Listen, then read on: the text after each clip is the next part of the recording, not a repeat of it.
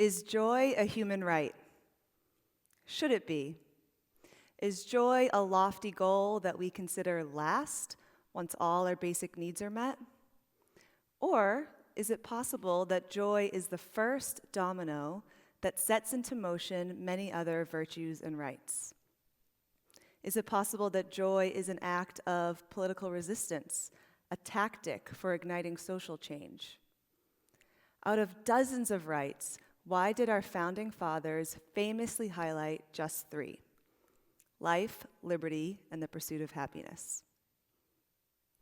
I'm a human rights lawyer, and today I'm going to be making a case for joy.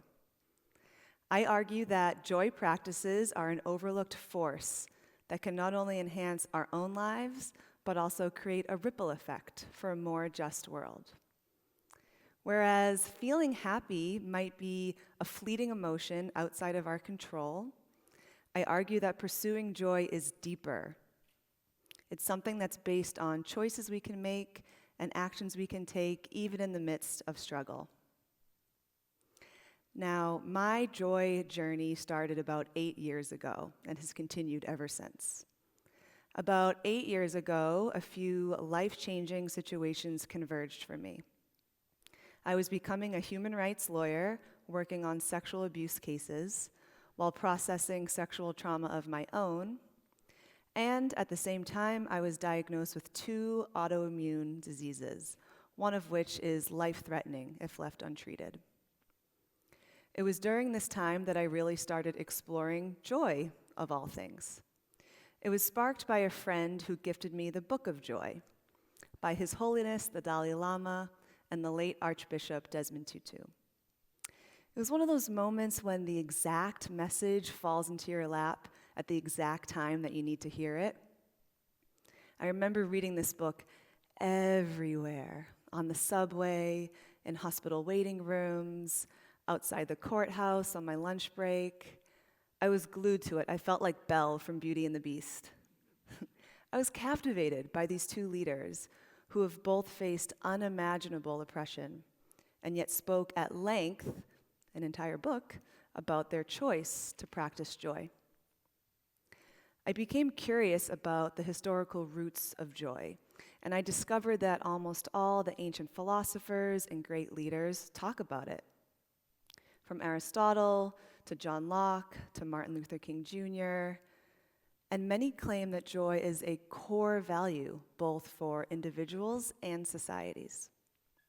Even the Buddha, who is known for teaching all about suffering, says that there is no path to happiness. Happiness is the path. I was inspired as I learned about these great leaders who were engaged in massive systemic change, talking about joy, people who faced exile, incarceration, and even death for their beliefs. Gandhi, as an Indian lawyer risking his life for civil rights and freedom, stated, "Service which is rendered without joy helps neither the servant nor the served." So if joy is so important for public service and social change, then how do we go about pursuing it? The Dalai Lama says that 3 main things influence our capacity for joy. A little formula for joy, if you will. Number 1, our ability to reframe our situation more positively. 2, our ability to experience gratitude. And 3, our choice to be kind and generous. And science and data actually back up this joy formula. Studies out of Harvard and other laboratories confirm that life events like winning the lottery, receiving the Nobel Peace Prize, or even reaching a certain income level do not increase people's happiness to the extent that our brains might predict. The research actually shows that social connection and being of service make us way happier than achieving something for ourselves. This includes one incredible study that measured people's levels of happiness as much higher after they received money to spend on others, as opposed to being given money to spend on themselves. So it turns out that generosity serves not just the person who's receiving, but also the person who's giving. I experienced this recently when my best friend stayed at my apartment while I was traveling. While I was gone, he hid 30 sticky notes all over my apartment, and on each one, he wrote something that he appreciates about me.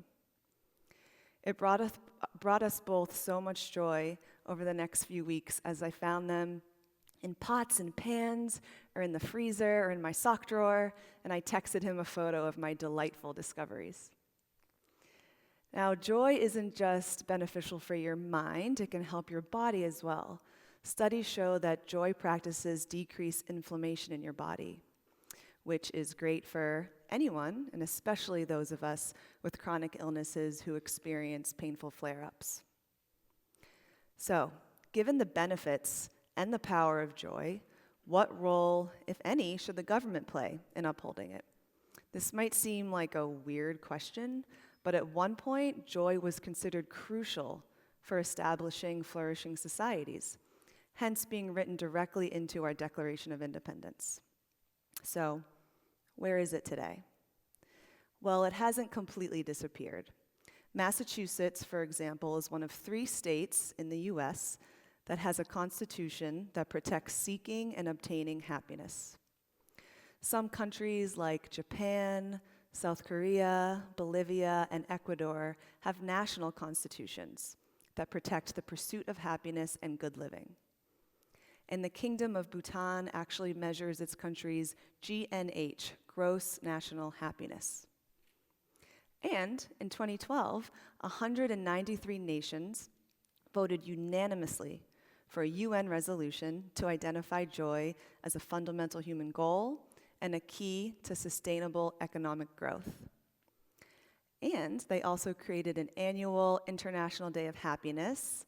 And guess what? The official date is tomorrow, March 20th. I promise you, it is. So there might be some optional homework assigned at the end of this talk. So, while there are some legal models for protecting joy as a right, we do live in a world where it is not universally written into the letter of the law. So, given this reality, can we, the people, choose to prioritize it and create a norm together? Spoiler alert, I think the answer is yes. And this is what I've been doing for the past few years, and joy practices are now a really central part of my life. I have a daily gratitude journal, and each month I go to roller discos and polar plunges and play ping pong with friends, and I basically leave a trail of glitter wherever I go. I would argue, however, that joy is actually more of a force in my professional life as a human rights attorney. I work at the intersection of immigration and gender-based violence. So I represent girls and young women who are seeking protection in the US after facing abuse abroad. As someone who has personally experienced violence due to my gender, this is something that I care deeply about.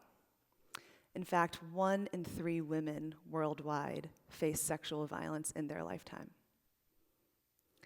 Now, I'd like to take you back with me to a day early in my career that changed everything. So imagine me in court, full power suit, not a fun yellow dress, full power suit, giving a closing argument for an asylum case.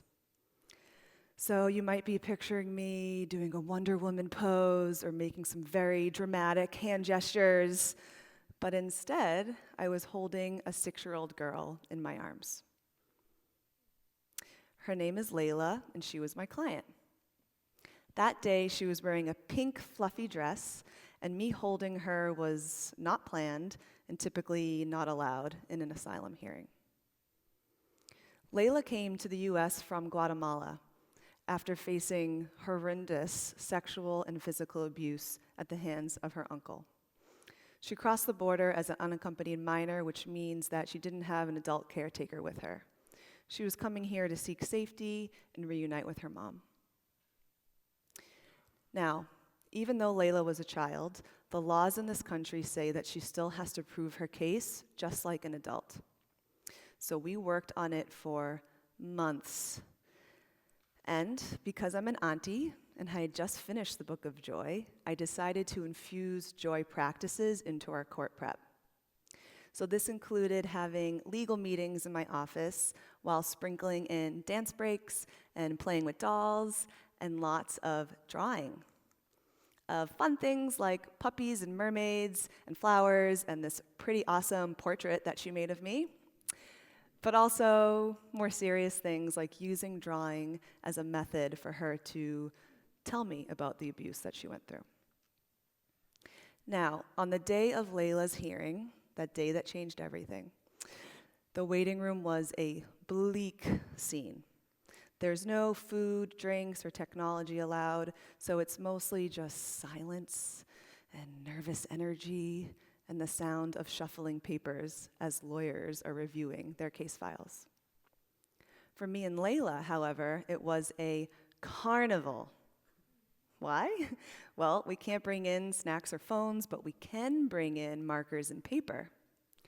So during the 4 hours that we waited for the case to be called, we created an entire comic series of a flying elephant and a pig that ate an entire sky filled with marshmallow clouds and candy rainbows. We giggled and drew until we had marker all down the sides of our hands. And in our little joy bubble, we really helped to diffuse some of that tension in the room and brought smiles to the faces of other people who were waiting for their case to be called that day. Now, I wasn't drawing that day because I was super confident in my legal skills and was just taking it easy. Actually, no, I was terrified. It was one of my first cases as an attorney, and the stakes were so high, and I was so nervous, like the sweating kind of nervous. But I decided that we could shift the situation into something more positive.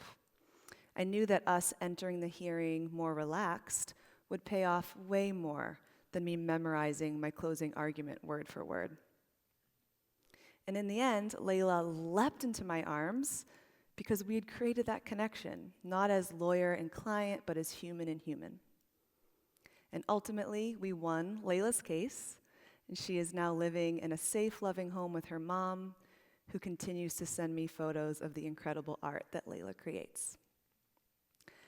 Layla's case sent me down a path to infuse more joy into my legal work.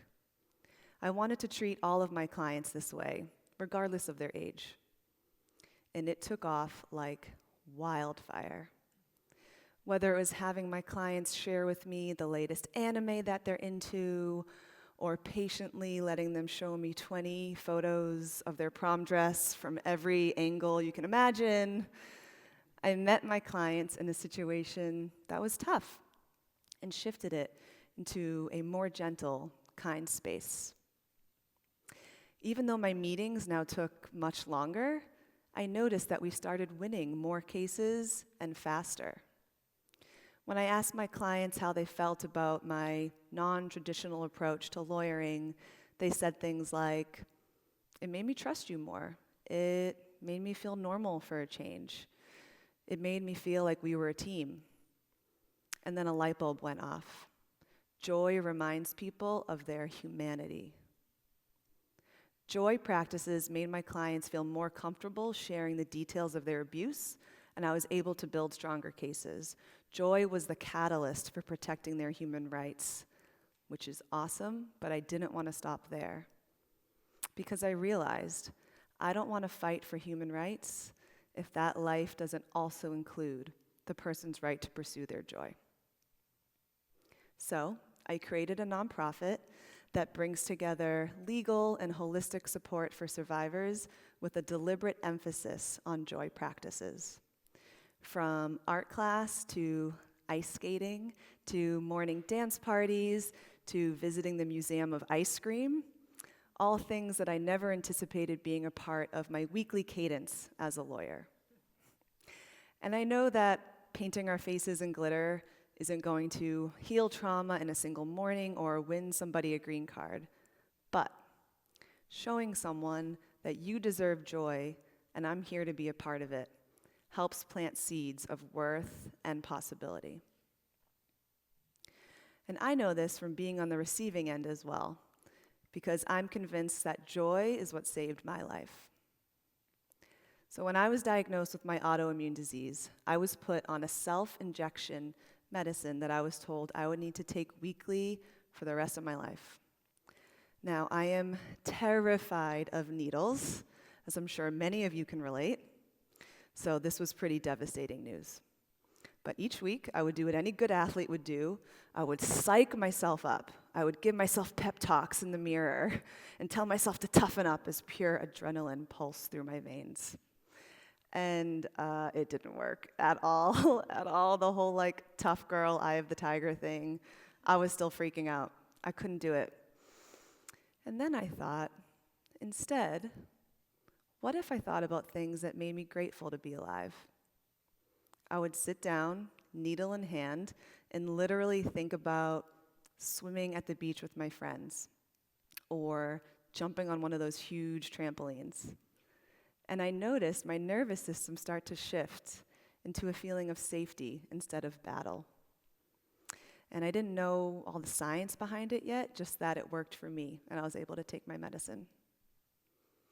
Even so, I still had to go to the hospital a lot for scans and tests and checkups, and unfortunately, my experience was that many of the doctors were dismissive, rushed, impersonal.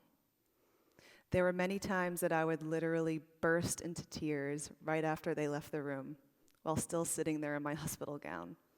Not because of my condition, but because how I was treated while in such a vulnerable state. But every now and then, I would get a nurse or a doctor who treated me with such kindness, who remembered that trip I was going on and asked to see pictures, who recalled that I was learning how to roller skate and asked how it was going. I felt seen by them, and I felt like a human and not a victim. And it really motivated me that when I was in the position of expertise with my clients, I had such an opportunity to make it more positive for them. And really, it's such a minor effort, just micro shifts in behavior. So now our legal intakes have questions like, what's your favorite food? Favorite color? What do you like to do in your spare time? These might seem like small or even irrelevant details, but as both the giver and receiver of care, I find there's a lot of joy and dignity in the details. And what I believe to be core to my healing is that I fought for my joy practices. In the middle of a really, really busy work week, deadlines, court appearances, I would schedule in going to dance parties. I would put them into my Google Calendar and invite my friends like it was an appointment or something. And we would go and we would dance for hours, not just because it's incredibly fun, but more importantly, because it shifted my perspective. It made me grateful that even though I was sick, I could still move my body, and I refused to take that for granted. And in the peak of my illness, I turned towards serving others. I did pro bono work. I started writing a letter to a loved one every Sunday. I started saying good morning to people on the sidewalk, which was confusing for some people in a city like New York, but for the most part, the warmth was reciprocated. And as of a few months ago, I am now in stable remission and completely off meds. And as someone who has been in the hospital for years, I noticed the shift in my health once I started prioritizing my joy. What worked for me was bringing a yes and mindset to my joy. It was finding my ability to hold two truths at the same time. To me, toxic positivity is just holding the one. Like when someone asks, how are you? And even though you're in the middle of a total breakdown, you say, I'm great. What I'm suggesting is that we make room for both. That you can say, wow, I'm so stressed out and everything in my apartment is broken and my life is falling apart. And I'm so grateful to have a roof over my head, like truly grateful. Because it's important that you're honest about what's hard for you. And at the same time, you can move towards joy. Not that you sprint towards joy, because some days it might be a tiptoe, a crawl, or even just a lean. Because I know that everybody sitting here today has some very valid reasons why joy feels inaccessible at times. The fact that you've lived through a global pandemic, let alone if you're part of an oppressed group, if you're navigating mental health challenges, if you're struggling to make ends meet or just barely keeping it together. My invitation is that you choose joy anyway. Practicing joy doesn't mean that you're in denial or you're naive. It's the yes and. Yes, these atrocities and challenges are happening. And now what? Yes, let's fight for laws to be passed. Yes, let's do our part to change our situation. And if we're already going to be struggling, why not infuse joy too? So, how can we all leave here today and engage with more joy for ourselves and others? How can we press play on joy? I think the first step is awareness of what brings you joy. Not what brings me joy, because we already talked about that. What brings you joy? What delights you? What makes you grateful to be alive? Joy is kind of like ice cream. There's lots of flavors and varieties, but we all agree that it's still ice cream. So for you, maybe joy is curling up with a good book, or going for a walk with a friend, or spending time with your puppies. Like, you have puppies? That's amazing. It doesn't have to be big or flashy or time-consuming. And spreading joy can be small too, like smiling at someone on the elevator instead of awkwardly pretending that they don't exist, or telling your coworker that you like her earrings, or buying a coffee for the person behind you in line. Ask yourself, how can I express gratitude, kindness, or generosity in this moment? For example, last summer, I organized a surprise water balloon fight for my nieces, and I filled up 300 water balloons all by myself. This is not even half of the way there. Do you understand how long it takes to fill up 300 water balloons? And how fast 300 water balloons get used up by little kids? It's like devastatingly fast. It like hurt a little bit, but it made me happy to see how delighted they were.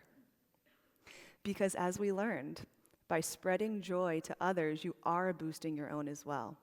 Joy begets more joy. So if you want to be a force for good in the world, you don't need a whole career in social justice. You don't need to volunteer at a nonprofit. Every day has so many gems of micro moments where you can welcome joy into your life and spread it to others. So, for tomorrow, International Day of Happiness, people, I want us all to make 3 joy commitments. What's one thing you can do to bring joy into your life, into the life of somebody you love, and to the life of a stranger? If we all left here today and did that, think of how much joy we could collectively generate. That, to me, is a beautiful way to exist and is something worth fighting for. Thank you.